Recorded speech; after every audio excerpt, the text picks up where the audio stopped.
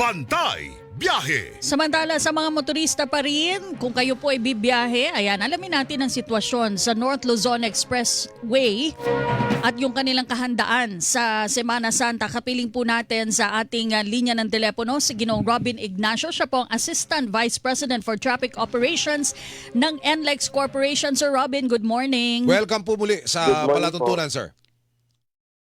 Okay, Sir Robin, Hello po. kamusta po ngayon ang sitwasyon sa North Luzon Expressway at sa SCTEX? Di po ba sa inyo rin ang SCTEX? Yes, ma'am. NLEX Connector at saka SCTEX po. Kamusta po ang sitwasyon ngayon? Sa ngayon po, maluwag pa naman po ang dali ng traffic po natin. Meron lang pong nagka-problemang isang truck dito sa may Candaba Viaduct northbound. So, nagkakaroon po ng slow moving po tayo dyan. Pero other than that, hindi pa po natin masasabi na meron na pong pagdagsa ng ating mga kababayan na uuwi ng probinsya para magbakasyon. Bagamat kami po sa NLEX ay nakahanda na po at mula po kahapon, nag-deploy na po kami na mas marami naming personnel. Ganun din po na wala na po tayong road closure, wala na po tayong road work. So open po lahat ng lanes natin umpisa kahapon. Tuloy-tuloy po yan hanggang April 6, Easter Monday na po yan. Kailan po natin inaasahan, Sir Robin, yung dagsa ng mga motorista dyan? Opo, kagaya po ng dati, maaaring maapektuhan po ito nung sobrang taas ang presyo ng fuel po natin ngayon. Pero kami po ay nakahanda pa rin po na maaaring may pagdagsa po ng ating mga kababayang pauwi ng Wednesday. Siguro mga tanghali pa lang po siguro, baka dadami na po yung ating pa-northbound. Tuloy-tuloy po yan hanggang gabi at maging Huwebes po ng umaga hanggang hapon na po yun. Ang toll rate, Cathy San Gabriel, Mr. Ignacio, meron ho ba na adjustment at baka yung iba sa mga kababayan nating nais i-monitor yung mga toll rate natin ano ho ba? Kamusta ho yan?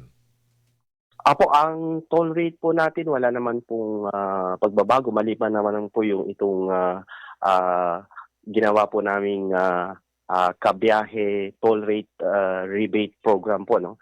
So sa pamumuno po ng aming chairman na si Sir Manny Pangilinan at ang pamunuan po ng Metro Pacific Tollways Corporation po, kasama po ang NLEX, SCTEX at Cavitex po dito. Lahat po ng Class 3 na sasakyan o yung ating mga trucks na nagtatransport po ng mga goods ay basta meron po silang valid RFID at may sapat na load, automatic po kasama po sila dito sa toll rebate program na to. At para din po sa mga public utility buses natin at yung modernized jeep, kailangan po kailangan po nilang i-download yung application po ng kabiyahe toll rebate program po natin mula po sa aming Facebook sa NLEX Corporation at kasama po ng ORCR nila yung certificate po ng LTFRB at yung ID po ng operator at i-email lang po yung application po sa customer care at mptc.com.ph. Ang application po ay mula pa po nung Monday hanggang April 5 po ito. So, yung rebate na ito ay ibababa po yung toll rate po nung bago po kami nagtaas ng ano. So, this translates po sa NLEX, for example, sa NLEX po, between 16 pesos to 72 pesos po yung makukuha nilang rebate. At yung unang rebate po ay may ipapasok po sa kanilang RFID account sa Webes. So, every week po ito, yung pagbalik po, yung rebate. Ito tinatanong sa akin ni Annalisa Bautista ng National Police Commission, yung Unified RFID, Mr. Ignacio, pwede mo magpakabit dyan sa mga sa mga installation ninyo? Yes, sir. Kahit saan po at maging sa AutoSip po, itong ginagamit po sa South, pwede rin po ng pakabit na po ay yung unified or single RFID for all expressways po sa Luzon. Okay, pero yung mga wala pong RFID o yung mga sinasabi nila ay hindi naman ako masyadong dumadaan dyan, hindi ako magpapakabit, pwede pa rin pong tumanggap ng cash ang NLEX, SCTEX, Sir Robin? Mga old schooler ho. Apo, meron pa rin po tayo, ma'am, sa lahat ng toll plazas, meron pa rin po tayong cash lanes. Kaya lang po yung nabanggit ko po kaninang rebate program, ano po, yung toll fee rebate program, hindi po sila makakasali Aha. So pag yung wala po pong silang RFID. yung pong rebate, ibig sabihin, hindi po yung pagdaan nila ay meron na agad diskwento. Ito po ay mababawas pa rin at a normal amount, tapos po ibabalik po sa kanila yung diskwento. Ganun po ang mangyayari, Sir Robin, ano? Tama po ma'am kasi ang gagamitin po dito ay yung system po natin, yung system-wide na RFID. So automatic po yun, mako-compute po yun at every Thursday ibabalik po sa mga sa mga kasali po dito sa rebate program na to. Inaasahan niyo po kanina na baka magkaroon ng pagbawas dun sa dagsa ng mga motorista sa inyong expressway.